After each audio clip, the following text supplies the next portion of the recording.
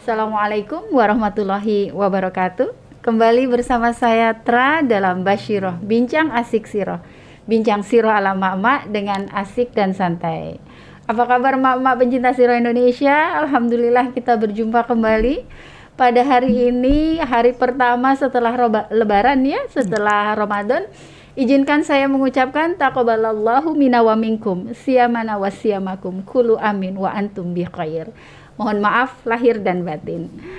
Tentunya senang ya ibu-ibu sudah melewati Ramadan. Mudah-mudahan semua amal ibadah kita yang kita lakukan selama Ramadan diterima oleh Allah, dan kemudian menjadikan kebiasaan bagi kita untuk terus melanjutkan ibadah-ibadah tersebut ya, hingga kita bertemu kembali dengan Ramadan. Amin. Nah, hari ini saya ditemani oleh sahabat saya, Ibu Eva. Ya. Assalamualaikum Mbak Eva. Waalaikumsalam. Makasih Mbak ya, Tra. udah mau hadir kembali jadi teman ngobrol saya hari ini. Alhamdulillah, saya juga gembira kok bisa ketemu lagi. Oke. Nah, Bu Eva ini teman saya di kelas Indonesia Sirah Institute. Jadi hari ini kita akan ngobrol-ngobrol, membahas kembali tentang materi yang kita baca bersama minggu lalu di Ibroh. Iya. Ya.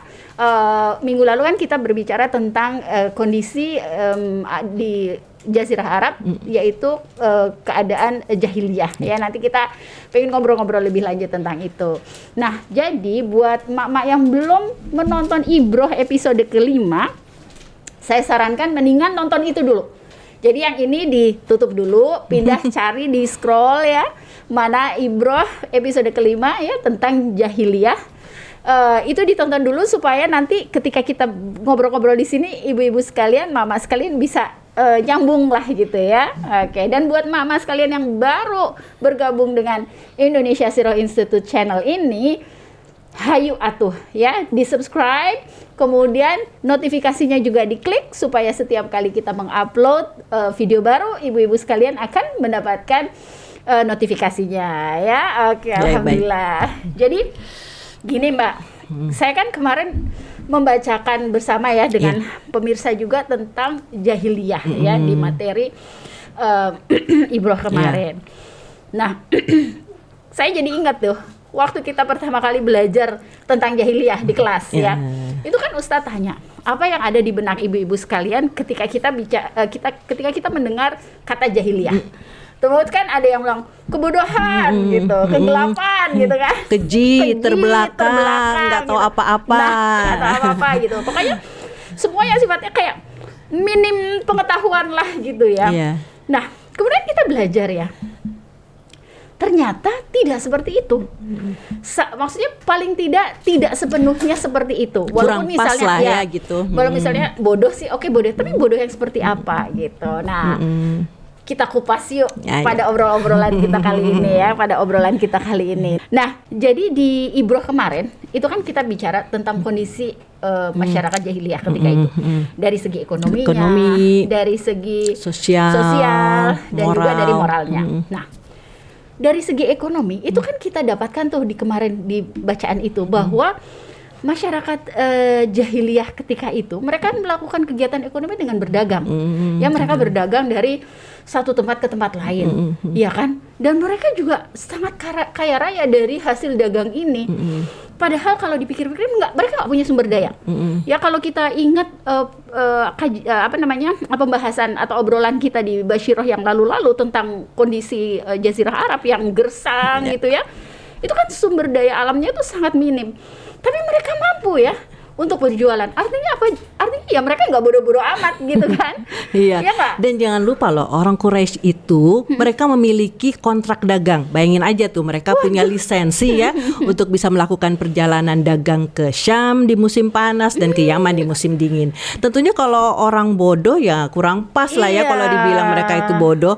Mereka pada hakikatnya ya jago itu dalam hal berdagang. Boleh dibilang agak modern juga ya. Soalnya ada kontrak dagang kan. Iya. Berarti sesuatu ya perjanjian tertulis lah berarti kan gitu loh. Berarti ya nggak sepenuhnya bahwa mereka itu bodoh gitu ya, seperti itu. Terus kemudian kita juga bicara tentang kondisi sosial ya, bagaimana mereka itu sangat membanggakan kemuliaan diri ya, kemuliaan dirinya, kehormatan dirinya gitu kan.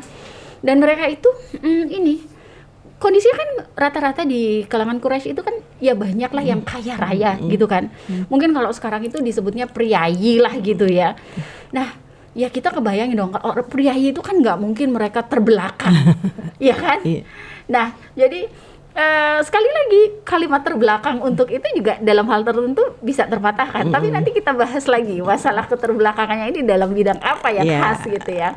Nah, kemudian masalah lagi di moral, ya kan? Kemarin kita membahas bersama di moral itu bahwa mereka itu dermawan, ya setia kawan, sangat menjunjung persaudaraan. Itu mereka tuh sangat punya ikatan yang kuat kekeluargaannya gitu ya. Jadi memang itu yang kekuatan mereka gitu. Jadi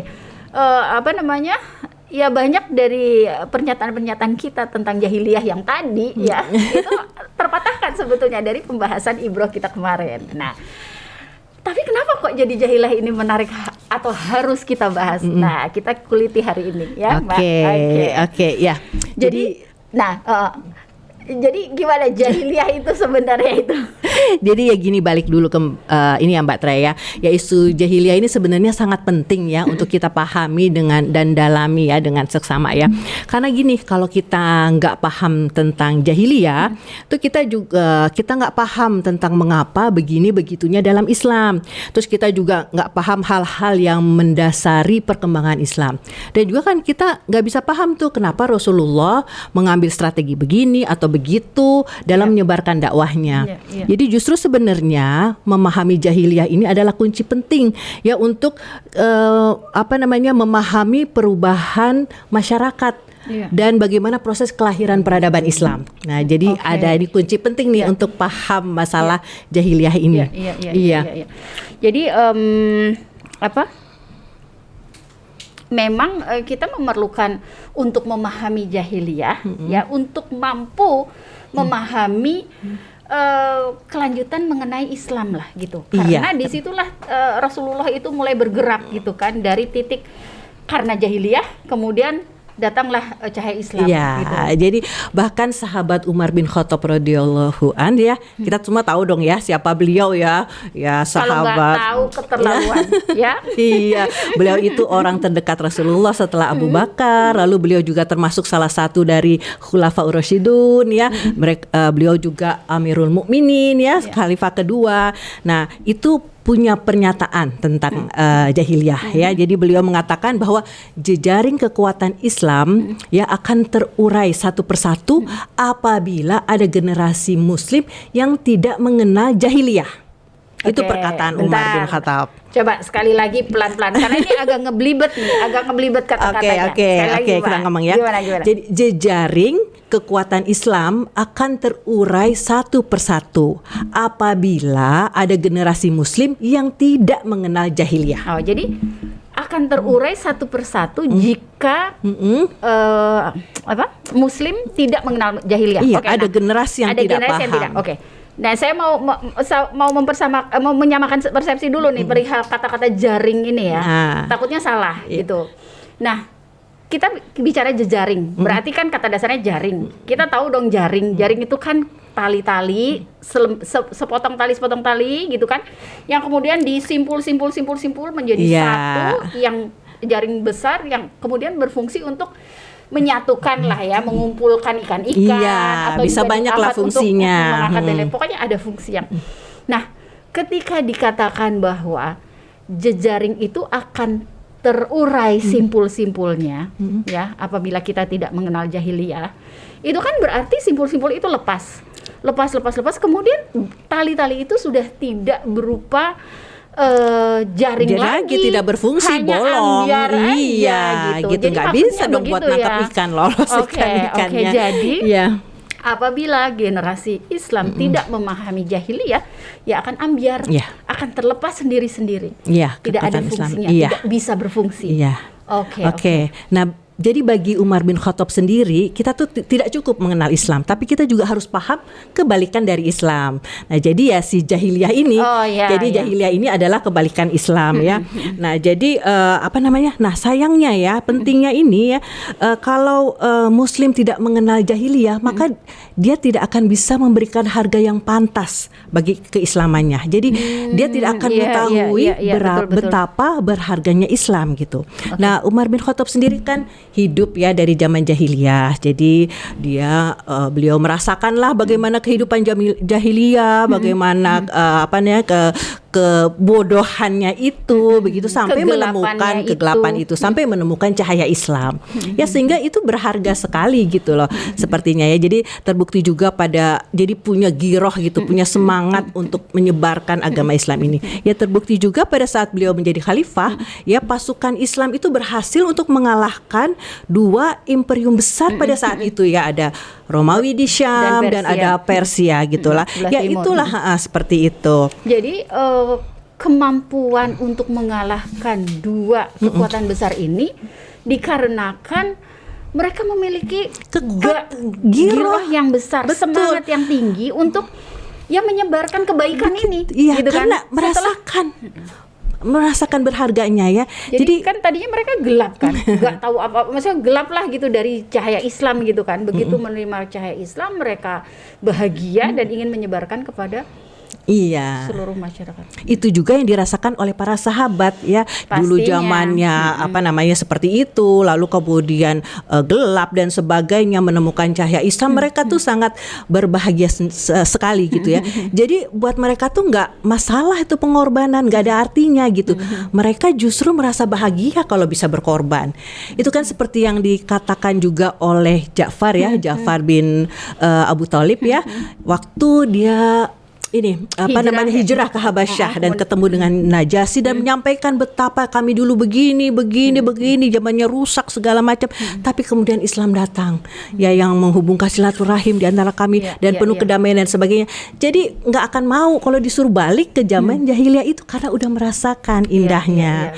Dan inilah yang membuat Islam jadi kuat. Gitu. Iya betul. Jadi dengan memahami kegelapan, betapa buruknya gitu kan masa lalu gitu kan sebelum ada Islam, itu akan bisa merasakan apa yang kebaikan harganya Islam itu. Harga Islam itu iya, jadi mereka lain loh dengan orang yang memang sudah dapat begitu saja ya, nggak begitu merasakan nilainya lah seperti itu. Jadi kembali nih ke kata-katanya Umar bin Khattab tadi ya, bahwa kalau generasi Islam itu tidak mengenal jahiliyah, maka akan terurailah ikatan-ikatan jejaring ini, kekuatan jaring ini gitu kan. Nah kan kalau kita lihat saat ini kan boleh dibilang Islam tuh lemah ya. Maksudnya kalau secara ekonomi oke lah gitu, banyak yang Muslim yang kuat-kuat, tapi secara posisi, bargaining power ya, apalagi kita melihat Palestina yang demikian dijajah gitu ya, tapi tidak ada yang mampu untuk membela mereka gitu kan. Itu kan artinya kita kayak udah lemah banget gitu. Itulah Mbak. Jangan-jangan ya kita semua mungkin sedang lupa atau kita tidak tahu gitu masalah jahiliyah ini. Iya, begitulah kira-kira ya Mbak. Ya Allah. Nah,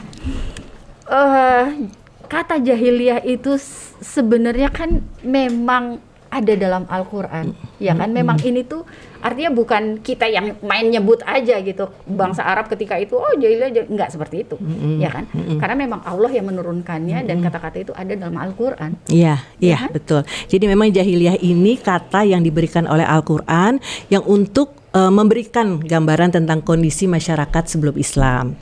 Jadi kan jahiliyah itu berasal dari bahasa Arab kan ya, al-jahl ya. Kurang lebih itu artinya adalah memiliki gambaran tentang sesuatu yang diketahui yang berbeda dengan yang seharusnya. Nah, jadi kurang lebih untuk sederhananya aja ini Mbak ya, mungkin kita bisa ilustrasikan ya, kayak ada orang yang berkata 1 tambah 1 sama dengan 3. Nah, kan udah salah tuh ya. Jadi seperti itu. Atau ya berarti dia jahil tuh dalam hal berhitung.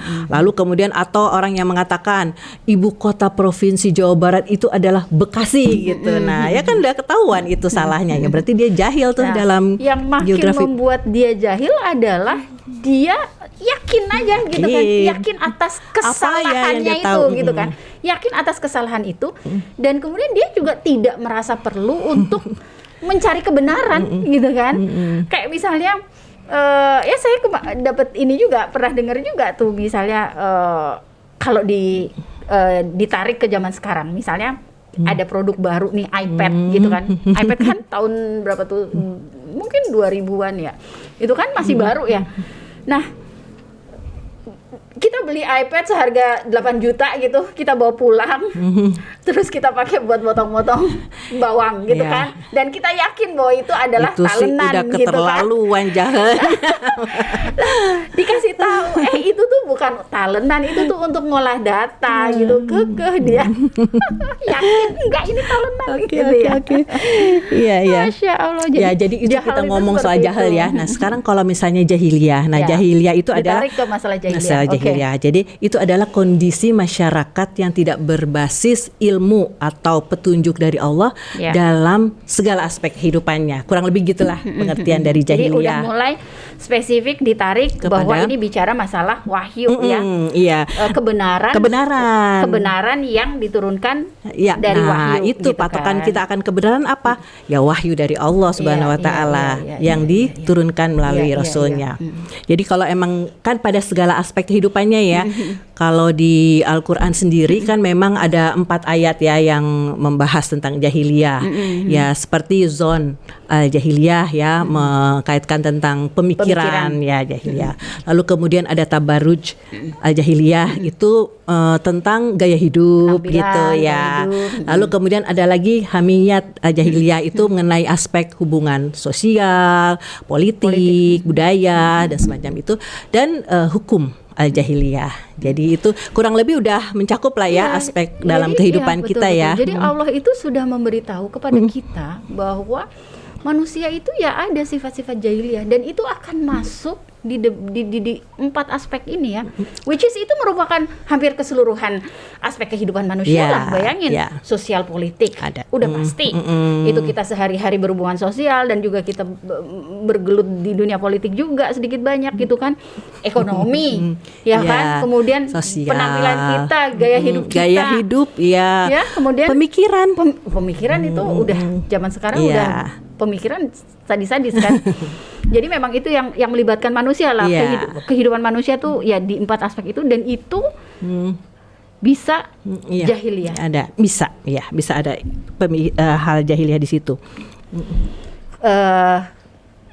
Yang berarti tidak tidak berdasarkan kebenaran wahyu Allah gitu ya. Nah, kalau pemaknaan jahiliyah itu seperti yang kita obrolkan ini ya, sebagaimana yang disebutkan dalam Al-Quran, menyangkup 4 aspek itu kan, ekonomi, sosial, politik, budaya, kemudian juga pemikiran gitu.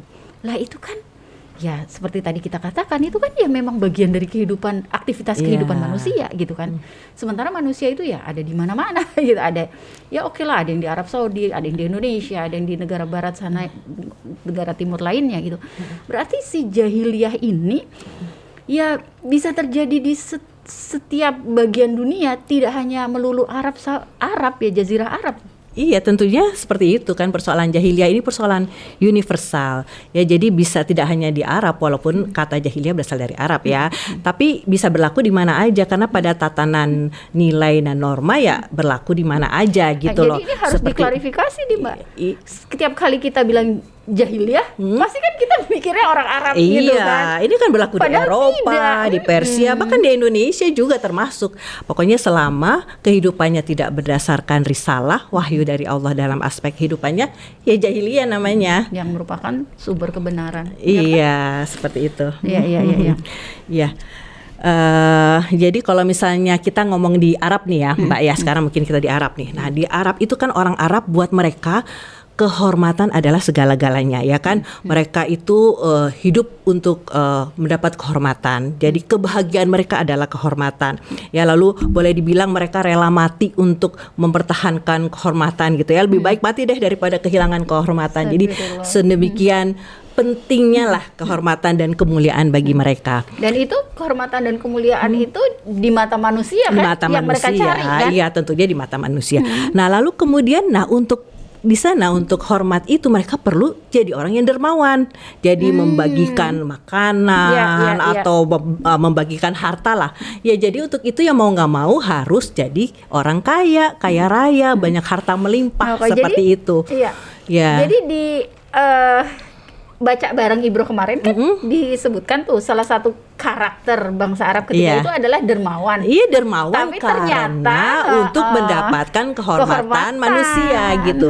Jadi ada di sana juga ada tokoh Mekah ya, seorang Quraisy dari Bani Makhzum ya, namanya Abu Umayyah bin Mughirah ya. Beliau terkenal sekali kedermawanannya, terkenal sekali suka membagikan hartanya. Beliau juga sebenarnya adalah ayah dari Ummu Salamah ya, bunda kita semua, salah seorang dari istri Rasulullah SAW. Ya, nah hobinya dari Abu Umayyah ini adalah dia kan pedagang ya, kebanyakan rata-rata orang kaya di sana tuh ya pedagang gitu ya. Nah pada saat kafilahnya mau berangkat itu dia mempersilahkan, ayo siapa yang mau ikut kafilah saya gitu ya. Tapi nanti saya yang akan bayarin semua makannya, minumnya, perbekalannya, kendaraannya, penginapannya, pokoknya saya yang tanggung. Seperti itu enak gitu loh. banget ya. Enak banget sih ya. Udah nggak ada kos. Iya dong. Ya kan? Dan itu kan orangnya bisa banyak ya, bisa ratusan, dan perjalanan pun bisa bulanan juga. Kebayang nggak sih berapa yang dia keluarkan? Dari satu kota ke kota lain kan? Jadi nggak heran lah kedermawanannya terkenal dan dia menjadi tokoh dan orang yang terhormat di situ gitu loh ya. Jadi ya, dan tentunya sangat dimuliakan penduduk Mekah gitu ya. Jadi ya dasarnya dia melakukan kebaikan itu, kedermawanan itu gitu ya. Ya salah satu mungkin dia supaya dia dikenal gitu kan, dihormati ya, karena memang itu yang gitu ya. begitu yang diinginkan. Jadi untuk untuk mendapatkan kehormatan ini gitu kan, mereka nggak hanya harus kaya, tapi juga harus dermawan gitu kan. Iya, nggak laku kalau kaya tapi pelit ya. Di sana aja jahiliyah aja nggak laku ya, apalagi sekarang mestinya ya seperti itu ya. Nah terus juga kan kemarin itu dibahas tadi barusan Mbak Tra juga sebutkan tentang mengubur bayi perempuan hidup-hidup. Nah yang mengubur bayi perempuan hidup-hidup itu ujung-ujungnya ya memang masalah kehormatan juga gitu. Jadi bukan karena mereka nggak suka, benci sama perempuan gitu bayinya dibunuh, nggak seperti itu. Ya jadi mereka kan tahu ya bahwa untuk mendapatkan kekayaan itu perlu berdagang, menjalankan perjalanan dagang. Nah kalau bayi perempuan kan nanti nggak bisa gitu ya, perjalanan dagang, nggak bisa berperang gitu lah, jadi nggak bisa menghasilkan kekayaan untuk mereka. Kembali lagi biaya tinggi gitu kan, kos kan gitu, dengan kos yang tinggi mereka aku bukan jadi kaya, tapi jadi ini miskin terjadi nih, di gitu sebagian kan kabilah loh ya, Arab, nggak semua, dan di Quraisy ini nggak terjadi gitu ya, jadi hanya di sebagian. Jadi mereka melihat seperti itu, kemiskinan udah di depan mata, nggak mungkin jadi orang terhormat, ya udah mereka tega deh menghabisi bayi itu seperti itu. Ada juga ya yang saya baca juga itu kan, saking mereka itu pingin terlihat terhormat ya. Misalnya seorang laki-laki nih dari kalangan biasa, ya dia ingin menaikkan harkatnya gitu. Itu bisa menyuruh istrinya berhubungan badan dengan laki-laki terhormat yang lain.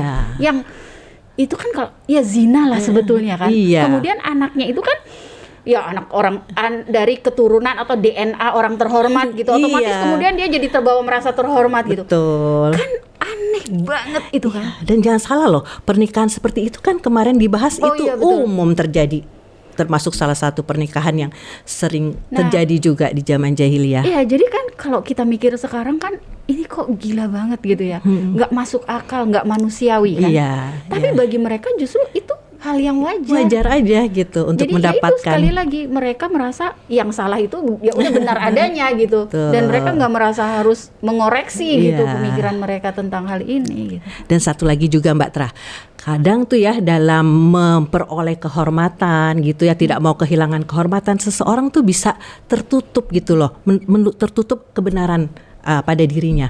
Kita kan tahu tuh Mbak kisah sedih dari paman Rasulullah Shallallahu di Alaihi akhir Wasallam. hayatnya Ya, nah beliau itu kan bagaimana sih, kurang apa sih yang melindungi Rasul sejak kecil, lalu kemudian sampai dewasa mengasuh menjaganya, lalu pada saat beliau pun jadi Rasul Benteng jadi hidup lah, boleh bentengnya. disebut Ya, ya. jadi kurang apa lagi gitu kebaikannya, sehingga Rasulullah tuh pada saat akhir hayat paman tercintanya ini betul-betul mengharapkan supaya pamannya bersyahadat. Tapi ternyata apa yang ada di pikiran pamannya? Pamannya itu berpikir, kalau dulu saya masih kuat perkasa aja saya tidak bersyahadat, lalu kemudian sekarang saya sudah lemah, sudah mau meninggal ini saya baru bersyahadat, orang-orang akan mikir apa? Pasti dia pikir, oh saya ini bersyahadatnya karena terpaksa, karena terdesak. Itu kan artinya mencoreng kehormatan. Itu aib buat dia. Jadi akhirnya ya beliau memilih untuk tetap kafir sampai ajal menjemput gitu ya. Hal itulah tentu yang membuat Rasulullah jadi sangat tragis sedih. dan miris ya. Iya, sangat sedih. Hanya Tapi karena hanya karena ingin menjaga kehormatan tidak di mau. mata manusia. Betul, sekali lagi. betul. Ya. Ya jadi ya, padahal ya kemudian ya Allah menurunkan ayatnya ya untuk merevisi semua paradigma, semua perilaku yang salah ini dengan Al-Hujurat ayat 13 yaitu Inna akramakum indallahi atqakum. Jadi sesungguhnya orang yang paling mulia di antara kalian adalah di sisi Allah adalah orang yang bertakwa. Jadi seharusnya ya ini yang dikejar gitu, Jadi bukan mengubur pandangan anak, orang gitu, belum bukan pandangan orang betul, kan, dan bukan kekayaan, bukan bukan. Ya kurang lebih gitu deh Mbak. Jadi disitulah kebodohannya jahiliyah, ya kan? Jadi gini, waktu awal kan kita sebut bahwa jahiliyah itu bodoh gitu kan. Terus dijelaskan bahwa tapi mereka juga pedagang yang cerdas gitu kan, Betul. mampu. Tapi di sisi seperti ini ya mereka bodoh gitu. Iya, tentunya. Artinya gini, kata-kata bahwa jahiliyah itu artinya bodoh ada betulnya juga, tapi dalam hal lain yang berkaitan dengan kebenaran hakiki yang datangnya dari Allah Subhanahu wa taala. Ya. Ya. Jadi kalau dengar kisah Abu Thalib itu ya memang ini ya. Terus ada satu lagi nih Mbak Tra, ini ada satu lagi juga selain kehormatan ya yang terkenal di masyarakat Arab jahiliyah adalah asobiyah, fanatisme keluarga, fanatisme kesukuan ya. Itu udah kan terkenal banget. Iya, mereka kan punya semboyan nih ya, belalah atau tolonglah saudaramu baik dia dizolimi maupun menzolimi. Jadi pokoknya buat mereka tuh kalau ada saudaranya yang butuh, pertama tolong aja dulu. Mau bener kek, mau salah kek, ya itu belakangan gitu seperti itu. Pokoknya yang penting keluargaku. Iya siapa? Pokoknya bela dulu seperti itu, iya kan? Which is kemudian kan Rasulullah meluruskan lah dari oke, betul bahwa menolong keluarga itu baik gitu kan, keluarga itu baik, tapi gitu kan. Ya jadi memang semboyan itu masih terus dipakai gitu ya, tolonglah saudaramu pada saat dia dizolimi maupun menzolimi, hanya maknanya itu yang dirubah. Jadi setelah datang Islam, makna menolong orang yang menzolimi itu adalah menolong mereka agar tidak melakukan kezoliman, mencegah mereka untuk berbuat zolim. Nah itu bentuk menolongnya. Jadi bukan ketika dizolimi, ketika saudara kita dizolimi itu kita hajar orang yang dizolimi, nggak begitu ya. Tanpa bertanya siapa duluan yang ngezolimi gitu kan. Jadi ya gitu, seperti itu. Jadi Islam itu kan lebih preventif kan? Iya. Ya preventif artinya kan Rasulullah menyampaikan seperti itu kan, bahwa kita harus preventif gitu. Jagalah saudaramu untuk tidak melakukan kezoliman. Ya itu sebenarnya. Jadi diluruskan seperti itu. Nah kalau ini habis penjelasan seperti ini ya masalah harga diri gitu, kehormatan, bagaimana kita ingin dihormati gitu ya. Sebenarnya kan sifat-sifat seperti ini, kemudian asobiah tadi gitu ya, ingin membela saudara sendiri nomor satu gitu kan, sebenarnya ya seperti tadi disampaikan dalam Al-Quran gitu. Ya memang sifat-sifat ini ada dalam manusia bahkan sampai sekarang itu juga ada, dan kan? Masih nyelip-nyelip loh di kehidupan saya jadi kita khawatir juga nih, jangan-jangan saya masih gitu juga. Naudzubillah min dzalik sih.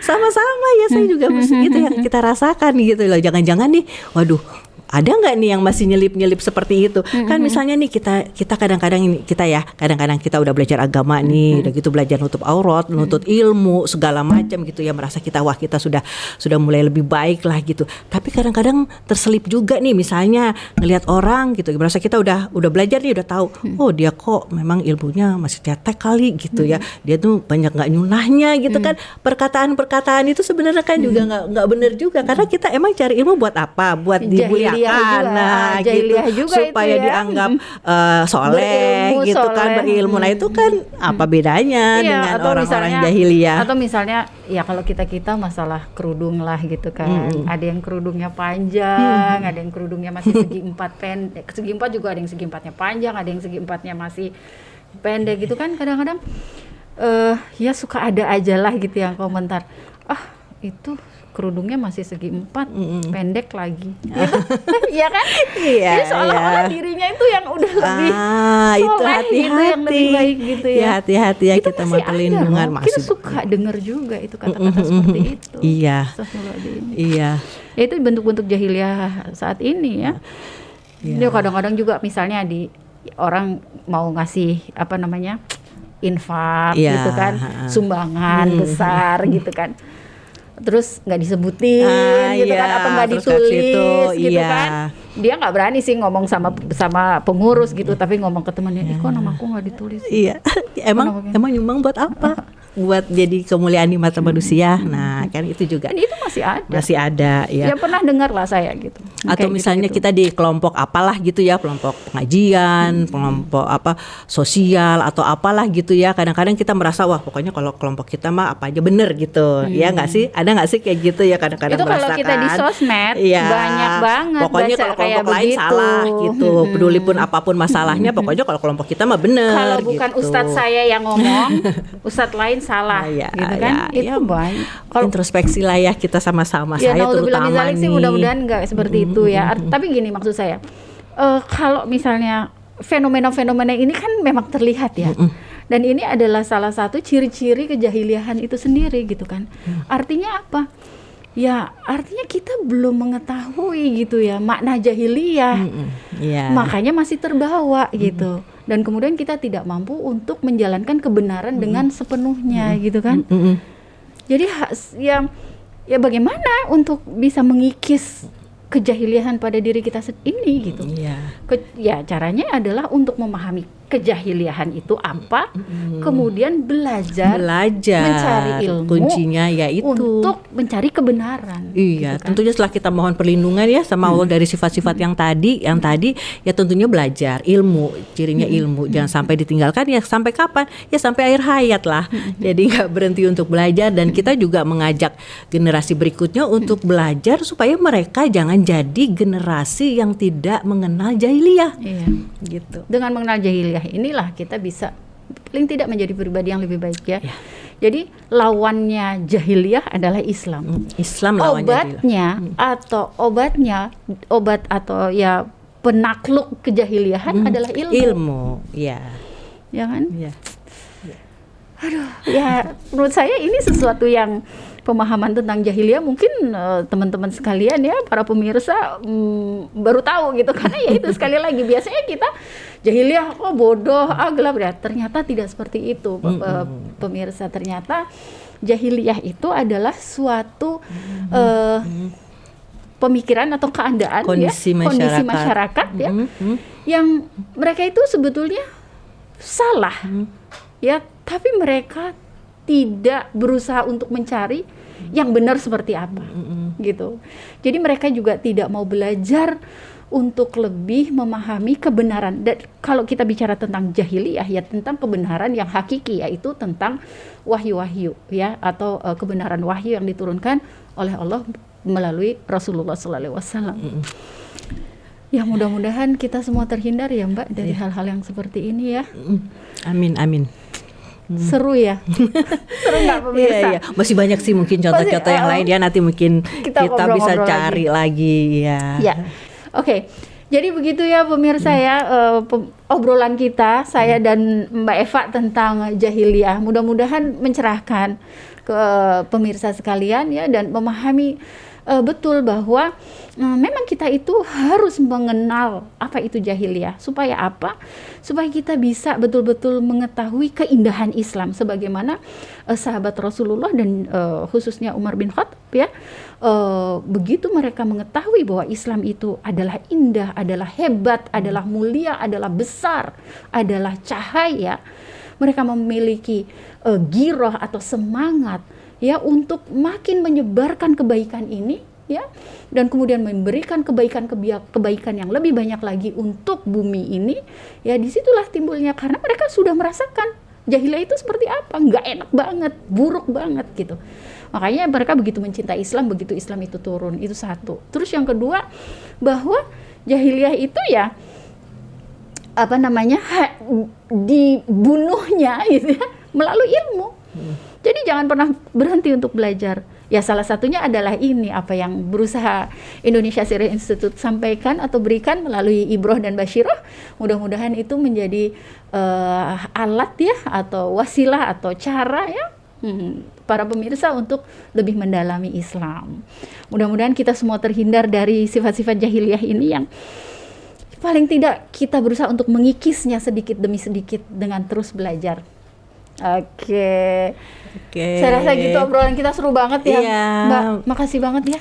Sama-sama. Nanti kapan-kapan diundang lagi, kita ngobrol lagi seru. Kopinya udah habis duluan sih.